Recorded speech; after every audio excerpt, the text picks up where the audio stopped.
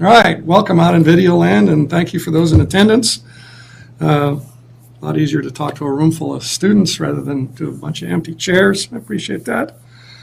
All right, kind of along the same lines as the minimum wage thing, and in one of my chapters in one of my courses, they're together because there's a lot of similarities, is a discussion of rent control as a way to help low-income tenants versus housing vouchers, which just means a discount coupon from the government to defray some of your housing expense.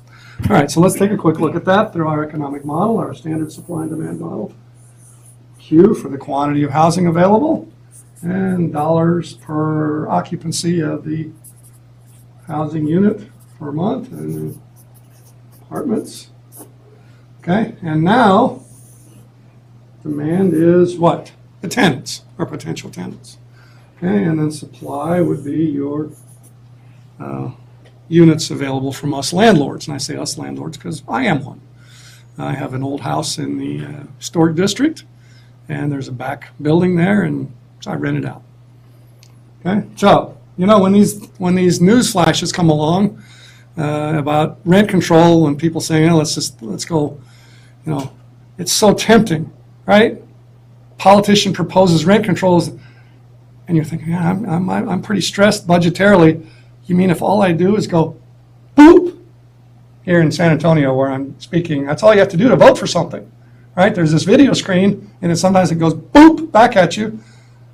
If all I do is go boop, my rent will go down? Whoa, that's easy. Yeah, let's do that. So hold the phone. That might not be such a good idea because, yeah, that might work. In your case, maybe you're in an apartment already and the landlord will keep it on the market and be forced by law to charge less than they had been. What if that landlord's like John Merrifield? And he's just making ends barely meet on that apartment. Yeah, he might be big money bags and he could afford to charge lower rent and absorb the loss. Why? I spent a lot of money maintaining that apartment. It's an old building. You know, the roof caved in one time and the back wall had to be torn down. And, you know, anyway, it's expensive to maintain that apartment. If I had to charge any less rent than the market seems to be in my area, I'm not sure I'd keep that thing on the market. I don't have anything against the tenants out there. I'm just looking at marginal benefits and costs. To me, thinking I don't want to lose money by having this apartment available at the rent that would be mandated under rent control. Okay, I might want to have my dogs play in there or have my boys be able to have that as a play area. They don't have to worry about it if the roof leaks a little bit or something because they don't have to be in there if it's raining. All right, so anyway, back to our graph. Okay, so if we leave the market alone, supply and demand will do their thing and the shortages will be eliminated by the price mechanism and surpluses will be eliminated. And by the way, that's constantly happening. I mean, there's constantly movement of supply and demand, and then whatever the price was, suddenly there's a shortage or a surplus and the price moves up or down to eliminate that. It does that without anybody looking. It's a free mechanism provided by freedom in action. Okay, people comparing marginal costs to them, the marginal benefits to them, and changing the behavior accordingly. All right, so we would have this rent, call it a price, 0, okay, and quantity, 0, initial quantity and price, pre any rent control. Okay, so there's complaints by some that, you know, hey, I just can't make ends meet. You know, I want to live in San Francisco. See, there's a key. I want to live in San Francisco. But I can't afford to live in San Francisco. I know I can't afford it even on a pretty good salary as a professor. Housing there is phenomenally expensive. I don't know how people live in a place like San Francisco. I guess they, you know, at least they bought the house years ago or something. $500,000, $1 million on a dumpy little place. Mortgage payment on that, if you borrowed money, even at current mortgage rates, it'd be $40,000 or $50,000 a year. How do you finance? Anyway. People live in San Francisco, and then the rents go up, and I want to stay in San Francisco. See, normally they'd have to move, right? Can't afford to live there, the rents are too high. Boop! I can tell my city councilman to pass a rent control law. And all I've got to do is keep voting for him or her to keep them in office, assuming we get the law passed. Okay, and my rents will be lower. All right, so here's the temptation through the ballot box saying, you know, I don't want to have to go live somewhere else. I like it right here where I am. Yeah, the prices are a little bit too high. It's a little hard to pay for food after rent, among other expenses. Okay, so let's legislate P, is that an X? legislate P max, rent control. Okay, and so those rascals out there like Merrifield, quantity supplied will be reduced because some apartments will be immediately taken off the market because the rent allowed by law is no longer enough to induce that owner to maintain the dwelling in that unit. It's not going to disappear off the face of the earth. I mean, the unit is probably going to say, yeah, in some places it's falling apart and just flatten it. But in most cases, it's just going to be converted to some other use, either private or maybe turn into a condominium or an office space. I remember spending a week in Washington, D.C. one time working with a colleague on a book, and I spent the night in his office overnight. Where was his office? It was an old apartment building. Okay? Wonder why it got converted to I remember Washington, D.C. having rent controls, but maybe that's what it was. The market shifted somehow that where the owner of the building said, you know, these things look like apartments. They have kitchens and bathrooms and all that, living rooms. But it makes more sense to rent them now as offices than apartments. All right, so anyway, more people want an apartment at the lower price than they did otherwise.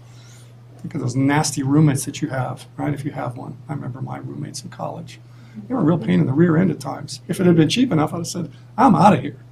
Right? But I went to school in Cal Poly San Luis Obispo, another part of California where it wasn't cheap to live.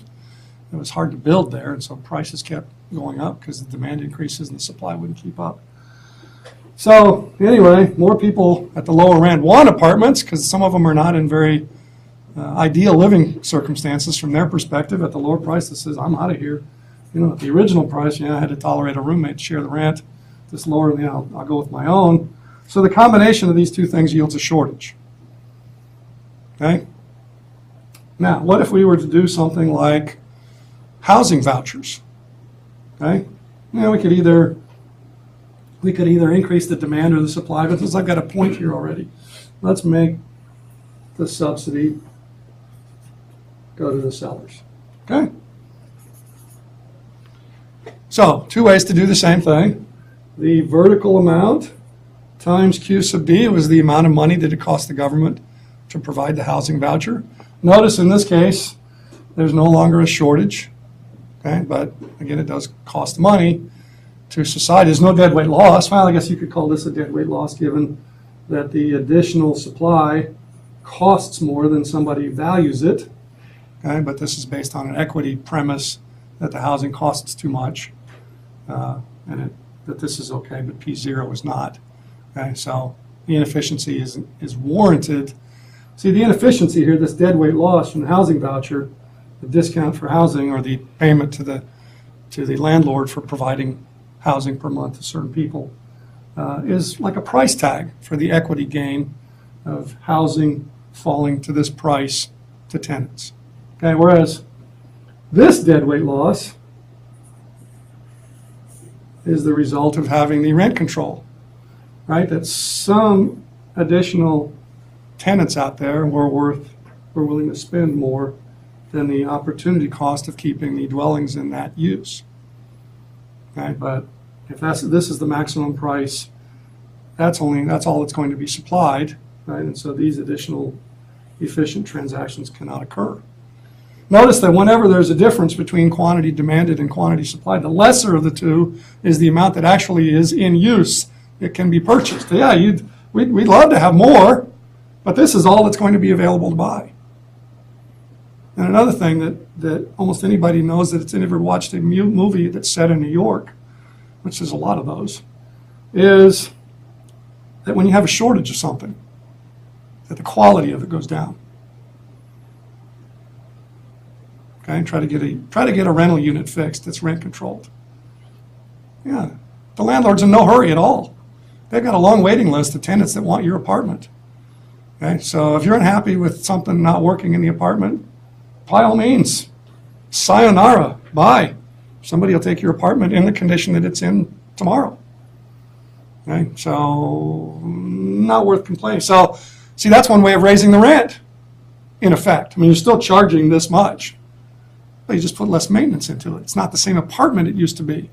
It's this price tag on a lesser apartment. Right? As a result of the rent controls, it's not going to be maintained as much here as well, right? Because they don't have to keep it full. All right, so the political and marginal analysis says, yeah, mandate, sure. Make it look like the government's doing something for us to make the rent come down. Most people are not economically astute enough to blame the government for the fact that they can't find an apartment at this lower mandated price.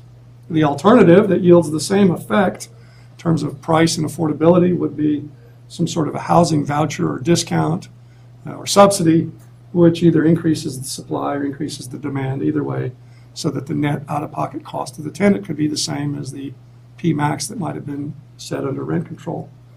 One of them has a deadweight loss that's a result of promoting equity, saying, willingness to pay isn't that important for some people because they just don't have as much to pay, whereas the other one creates a deadweight loss by banning some transactions that might otherwise be deemed profitable by the agents involved or potentially involved. Versus housing vouchers, which just means a discount coupon from the government to defray some of your housing expense. All right, so let's take a quick look at that through our economic model, our standard supply and demand model. All right, welcome out in video land, and thank you for those in attendance. A lot easier to talk to a room full of students rather than to a bunch of empty chairs. I appreciate that. All right, kind of along the same lines as the minimum wage thing, and in one of my chapters in one of my courses, they're together because there's a lot of similarities, is a discussion of rent control as a way to help low-income tenants. Q for the quantity of housing available, and dollars per occupancy of the housing unit per month and apartments. Okay, and now demand is what? The tenants or potential tenants. Okay, and then supply would be your units available from us landlords. And I say us landlords